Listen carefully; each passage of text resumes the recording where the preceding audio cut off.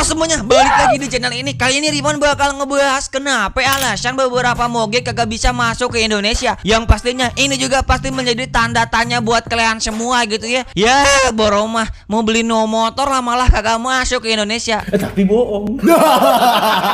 Yang padahal mah no motornya juga Pega JR, yang parkirnya juga di ruangan tamu. Sosokan belagu pengen beli moge dia ilah dah.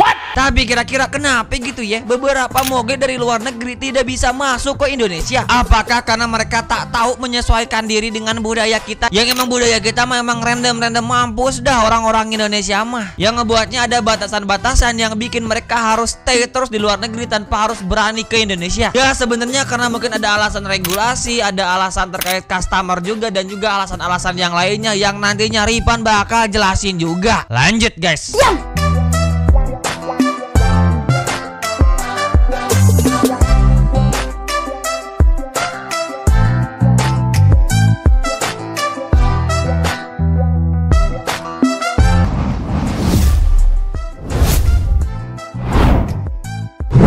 Iya teh anu nonton teh 80% acan subscribe. Buruan dah subscribe dulu. Terima kasih banyak yang udah subscribe. Semoga dipermudah nyolong karbunya dah ilah. Pertama, mari kita bicara tentang regulasi dan peraturan impor. Indonesia memiliki banyak sekali regulasi mengenai kendaraan yang masuk. Motor yang diimpor harus memenuhi standar emisi dan keselamatan yang ditetapkan pemerintah.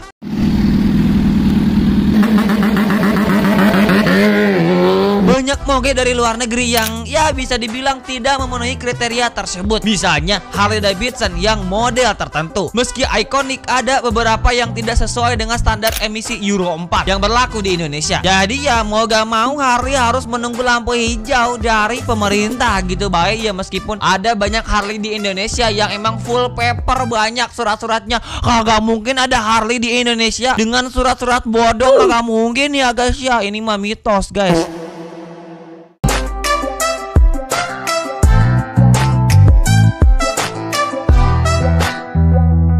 Lalu yang kedua, antara pajak dan biayanya yang tinggi. Ada masalah pajak yang sangat tinggi untuk moge. Pajak kendaraan di Indonesia bisa bikin ngules-ngules dada. Dah tuh dada sampai bersih kinclong. Misalnya sebuah Ducati Panigale P4 yang harganya sekitar 800 juta. Setelah ditambah pajak harganya bisa melonjak sampai Rp 1,5 miliar. Mau beli motor atau mau beli rumah ini abangku ya ilah.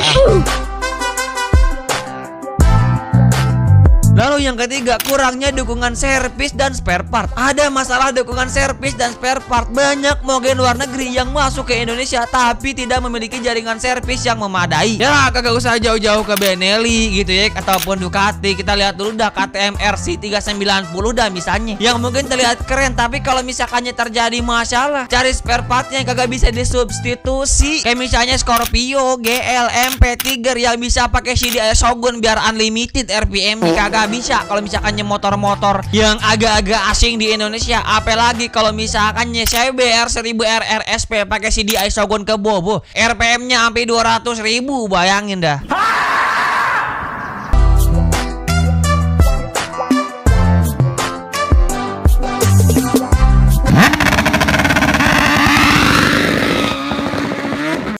Nah selanjutnya ada alasan dengan persaingan dengan moge lokal. Emang persaingan dengan moge lokal yang udah lebih diterima. Moge seperti Kawasaki Ninja H2 dan Yamaha YZF R1 sudah populer di Indonesia. Maksudnya bukan moge yang emang dibuat lokal ataupun produksi lokal, tapi emang yang udah umum lokal yang ada di Indonesia ataupun populer di Indonesia. Jadi orang-orang bakal lebih memilih motor yang emang udah familiar daripada beli moge yang bikin pusing. Mending pilih yang mana, yang mending yang ada bae dah pokoknya.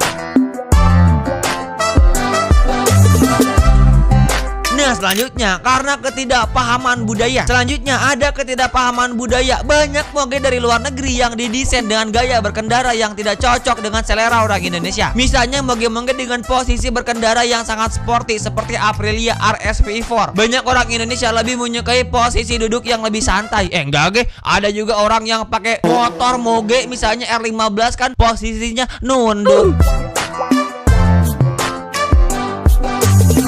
Selain itu ada masalah keamanan dan keselamatan. Moge yang terlalu besar atau terlalu cepat bisa dimasalahin di jalanan Indonesia yang padat. Ya bukan masalah padatnya sih, kita tahu kan jalanan Indonesia itu sangat bagus, gemah ripah jolo jinawi gitu ya. Yang takutnya membahayakan pengendaranya sering arogan dan kebut-kebutan karena kualitas jalan kita yang sangat bagus.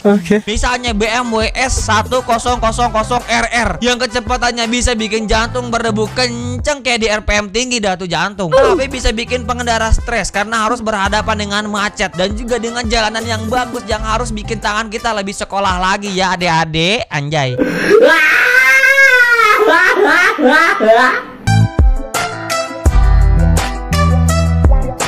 Misalnya emang ada ya Bang Ripan contoh moge yang gagal masuk ke Indonesia? Ada, misalnya Kawasaki ZH2 yang harganya sekitar 500 juta. Yang kalau misalkannya masuk ke Indonesia bisa 2-3 kali lipat. Tapi bukan karena harga, karena orang-orang kita mah duitnya banyak ya. Tapi karena regulasi dan pajak bisa melambung tinggi. Belum lagi banyak orang yang memilih Kawasaki Ninja karena lebih populer di kalangan pengendara Indonesia. Mungkin Kawasaki ZH2 emang udah nggak umum aja dengan model dan tampilannya, karena udah kedoktrin dengan Kawasaki H2 atau H2R di Indonesia.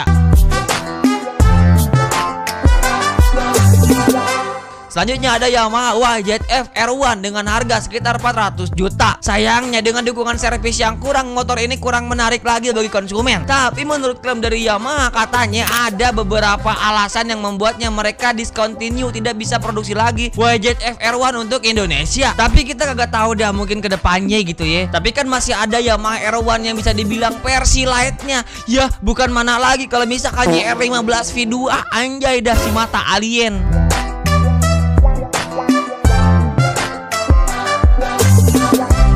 Jadi mungkin ya itu beberapa alasan yang menyebabkan mengapa gitu ya banyak moge yang gagal masuk ke Indonesia. Selain kena permasalahan pajak, regulasi, aturan, ataupun terkait masalah individu dari customer yang ada di Indonesia, semuanya kembali lagi dah ke kebutuhan masing-masing. Apalagi sampai dukungan servis ya, semuanya berkontribusi pada situasi ini. Jadi lain kali kalau misalkannya ada yang bertanya kenapa moge ini dan itu tidak bisa masuk ke Indonesia, ya kalian udah punya jawabannya. Karena di Indonesia ada banyak aturan yang bikin linglung pastinya. Jadi yang paling linglung itu kenapa gitu ya, banyak ojol-ojol yang kagak pakai moge. Misalnya kalau misalkannya ada ojol yang pakai BMW S1000RR ataupun ada ojol yang pakai CBR 600 dah pokoknya. Banyak ojol-ojol di seluruh Indonesia banyak yang menggunakan moge yang minimal 900 cc. Bayangin ojol pakai moge MT9.